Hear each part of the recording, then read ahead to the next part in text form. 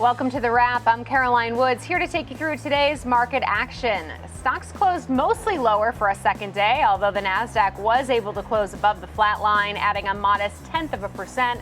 The Dow and S&P closed just under it, while the Russell fell 0.4%. Consumer staples was the clear sector winner, closing up almost 1%.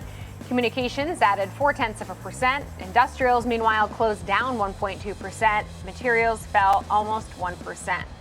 Turning to some stocks on the move, McDonald saw steep losses in after-hours trading after the CDC linked an E. Coli outbreak to the restaurant's quarter pounders. 49 cases of the outbreak were reported across 10 states, with 1 death so far.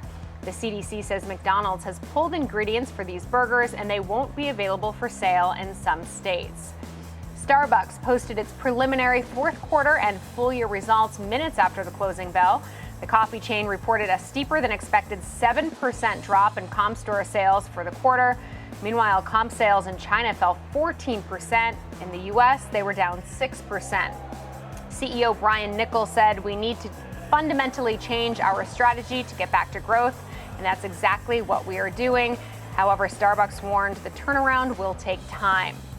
General Motors was the top performer in the S&P 500 after a beat on third quarter earnings. The stock closed at levels it hasn't seen since January of 2022. It also boosted its 2024 EPS guidance to $10 to $10.50 per share, up from $9.50 to $10.50. CEO Mary Barra said GM remains on track to reach 2024 EV production and profitability targets, and that the company is working with urgency to make EVs profitable on an EBIT basis. Here's what to watch for tomorrow. Boeing reports its earnings before the opening bell, along with Coca-Cola and AT&T. Tesla takes the wheel after the bell, along with IBM and Lam Research. On the data front, we'll get existing home sales. That'll do it for The Wrap. I'm Caroline Woods. Remember to tune in 24/7 to schwabnetwork.com.